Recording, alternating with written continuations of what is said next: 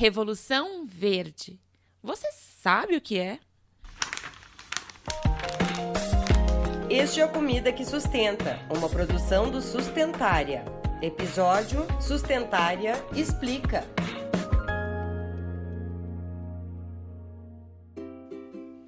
Olá, olá! Seja muito bem-vinda e muito bem-vindo ao Sustentária Explica. Meu nome é Pamela de Cristine e no episódio de hoje vamos falar sobre um conceito que incita debates acalorados e divide opiniões. Já tocamos nele em alguns episódios, mas dessa vez vamos abordá-lo de forma mais profunda. Então, sem mais delongas, vamos ao tema desse episódio que é bem complexo. E você sabe o que é Revolução Verde? Bom, a Revolução Verde pode ser considerada um marco na história da agricultura. Ela surgiu ali em meados das décadas de 1940 a 1970, no período conhecido como pós-guerras, em que boa parte da população mundial enfrentava severa escassez de alimentos. Diante disso, a Revolução Verde teve como objetivo impulsionar o aumento da produção agrícola por meio da adoção de tecnologias avançadas em todo o mundo. Tais tecnologias se basearam no desenvolvimento de sementes de alto rendimento, resultante do cruzamento de diferentes espécies, além do uso de fertilizantes químicos e agrotóxicos em larga escala. Tudo isso foi idealizado por cientistas como William Ghon e Norman Borlaug e impulsionado por organizações como, por exemplo, a Fundação Rockefeller, a Fundação Ford, o Centro Internacional de Melhoramento de Milho e Trigo e o Centro Internacional de Agricultura Tropical, além do governo estadunidense.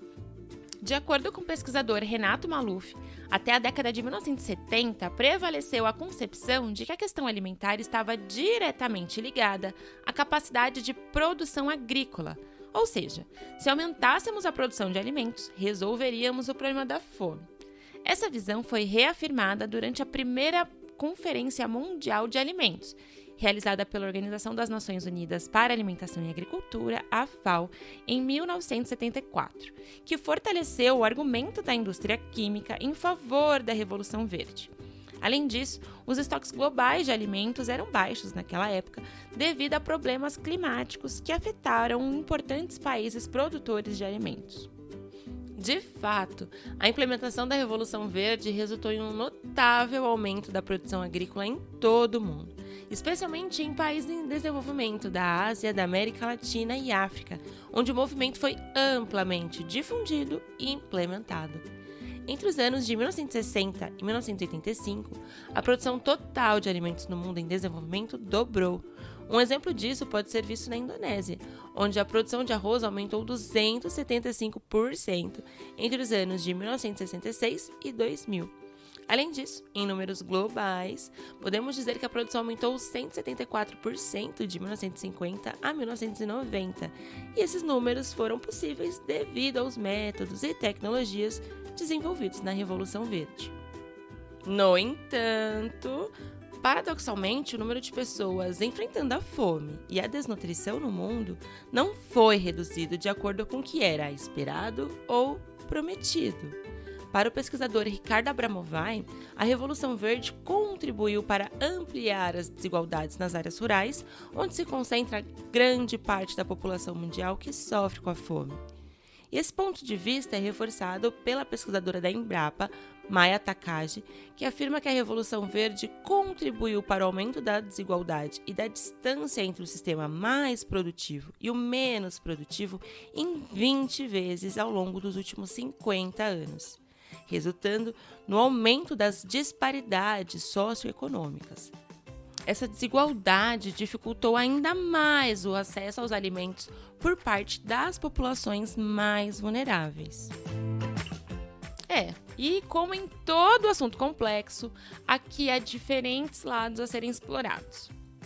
A Revolução Verde também apresentou aspectos positivos, dentre os quais se destacam o aumento da produção de alimentos e o desenvolvimento econômico em diversas regiões rurais.